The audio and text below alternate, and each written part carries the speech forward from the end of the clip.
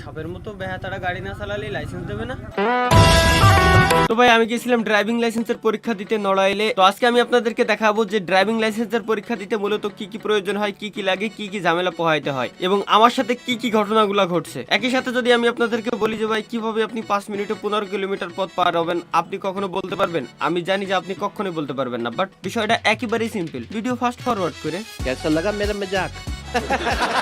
কারণ ভাই যাচ্ছি তো আমি, আপনি তো না। তো ভাই ড্রাইভিং লাইসেন্সের পরীক্ষা দেওয়ার জন্য সর্বপ্রথম ঢুকছিলাম একটা স্কুলে, আমাদেরকে নিয়ে গেছে, ওইখানে নাকি আমাদের পরীক্ষা হবে। বাস ভালো কথা, ওইখানে গেছি পরীক্ষা দেওয়ার জন্য। বাট ভাই পরীক্ষা দেওয়ার জন্য গাড়ি টাড়ি ওইখানে রাখছি, রাখার পরে আমরা অপেক্ষা করতেছি কখন বাজবে 10:30, কারণ আমাদের পরীক্ষা হওয়ার কথা 9টা করতে করতে 10:30টায় নাকি পরীক্ষা হবে। আচ্ছা ঠিক আছে, মানলাম সবকিছু ঠিকঠাক আছে। আমাদের 10:30টায় পরীক্ষা হলো। পরীক্ষার হলে আমি পরীক্ষা দিলাম। পরীক্ষা দিয়ে বেরোনোর পরে এমন একটা পরিস্থিতি সৃষ্টি হয়েছে ভাই ধারণার বাইরে। মানে স্কুলের ছেলেপেলে সব ধরছে ভাই, সবাই ছবি তুলবে। এখন যাই হোক কি করবো ভাই, তাদের স্কুলে গেছি, একটা তাদের প্রতি ভালোবাসা আছে যেহেতু, তাদের সাথে ছবি টবি তুলে দিলাম। বাট ভাগ্যটা এত ভালো যে আমার দুলাভাই ছিল, আমার দুলাভাই এই সময়ে ক্যামেরাম্যান হিসেবে কাজ করছে। অর্থাৎ দুলাভাই মাঝে মাঝে কিছু কিছু ক্লিপ নিয়ে রাখছে, সেই ক্লিপগুলো আজকের ভিডিওতে আমি কাজে লাগাইতে পারতেছি। এইখানে আমাদের রিটেন পরীক্ষা হয়েছে। রিটেন পরীক্ষা বলতে কি শুধুমাত্র টিক মার্ক পূরণ করতে হয়, অর্থাৎ গাড়ি কোন দিক দিয়ে চালাইতে হয়, ইঞ্জিন অয়েল কতদিন পর পর ঢালতে হয়, এরপর গাড়িতে ধোঁয়া বেরোলে কি হয়, এদিক সেদিক দিয়ে যত ধরনের কারবার আছে। এক কথায় আমার বাইক এবং প্রাইভেট কার দুইটার জন্য আমি লাইসেন্স করতেছি। এই দুইটার জন্য যত ধরনের কোশ্চেন আছে সবকিছু আসে একটা পেপারে, ওইখানে টিক মার্ক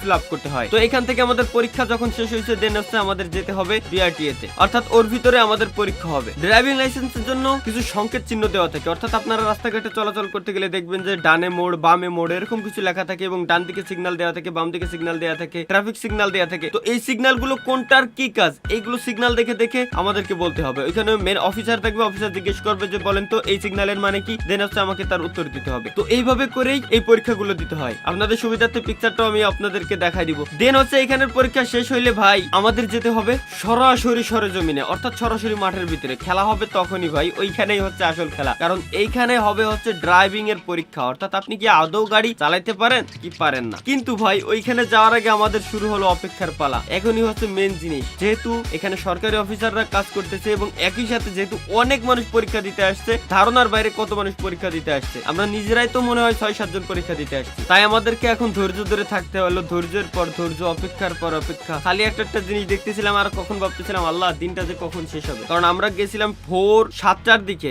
ভোর বলা ঠিক হবে না অবশ্য, 7টা তো ভোর না, সকাল 7টার দিকে। হ্যাঁ ঠিক আছে, আমরা গেছিলাম সকাল 7টার দিকে। আর আমাদের আমি জানি আসতে আসতে বিকাল হবে, কিন্তু ভাই যদি পরিস্থিতি খারাপ হয় তাহলে তো ভাই বিপদ। তারপরে শুরু হলো আমাদের মেন পরীক্ষা মাঠের ভিতরে, অর্থাৎ ওইখানে আমাদের ড্রাইভিং এর পরীক্ষা দিতে হবে। আমি দেখতেছিলাম আশেপাশের পরিবেশ, লোকজন সবাই অবাক। পরীক্ষা কিভাবে দিতে হবে সেটা আমাদের একটা বড় ভাই দেখাই দিল যে পরীক্ষা ঠিক এইভাবে দিতে হবে, গাড়ি ঠিক এইভাবে চালায় যেতে হবে, সব ঠিক আছে। এখন হচ্ছে সবার যাওয়ার পালা। একে একে সবাই যাচ্ছিল, ওইভাবে করে আমরা দেখতেছিলাম যে কেমনে কিভাবে কি পরীক্ষা দেয়, আর মজা নিচ্ছিলাম। কেমন যেন এটা মজার মতোই, মানে স্কুলে যখন স্পোর্টস হয় না, খেলাধুলা হয় না, তখন আমরা মজা নেই না অন্যের খেলা দেখে, ঠিক এই জায়গাও ওইরকমই লাগতেছিল। বাট ভাই তখনই শুরু হইলো তুমুল বৃষ্টি, আকাশে এত পরিমাণ মেঘ, সবাই বুঝতে পারতেছিল যে বৃষ্টি হবে, ঠিক তাই হলো, প্রচুর পরিমাণে বৃষ্টি। কি আর করার আছে, পরীক্ষা তখন পিছিয়ে গেল। এরপরে একটা ঘরের ভিতরে যাই আমরা দাঁড়াইলাম। সবাই বলতেছিল কি যে পরীক্ষা মনে হয় আজকে হবে না, অটো পাস হবে, অটো পাস হবে। আসলে ভাই অটো পাস শব্দটাও আমি জানতাম না কি, যেদিন থেকে দেখছি এসএসসি পরীক্ষায় অটো পাস দিয়ে দেশে পোলাপানকে, তখন এতে টের পাইছি রে অটো পাসটা লিয়েই হয়। ভাবতেছিলাম আল্লাহ যেন অটো পাস দিয়ে দেয়, আল্লাহ যেন অটো পাস দিয়ে দেয় অফিসাররা, তাইলে ভাই খুব খুশি হইতাম। কিন্তু না ভাই, পরীক্ষা দেওয়াই লাগবে। 1.5 ঘন্টার মতো বৃষ্টি নামার পরে এরপরে ভাই আমাদের পরীক্ষা আবারও শুরু হইলো। এরপর প্রাইভেট কারের জন্য আমি মানে ড্রাইভিং করলাম আর কি, গাড়ির জন্য ড্রাইভিং করলাম। মোটামুটি আকারে সব পরীক্ষা শেষ হওয়ার পরে দেখলাম একেবারে সন্ধ্যা হয়ে গেছে, মানে 6টা বেজে গেছে। তারপরে আবার কি করবো, সবার সাথে বিদায় টিদায় দিয়ে বাড়ির দিকে রওনা হলাম। তখনই মূলত বুঝলাম যে ভাই ড্রাইভিং লাইসেন্সের পরীক্ষা দেওয়া কতটা ঝামেলা। যদি কেউ ড্রাইভিং লাইসেন্সের পরীক্ষা দিতে চান, মনে রাখবেন যত সকালেই যান না কেন,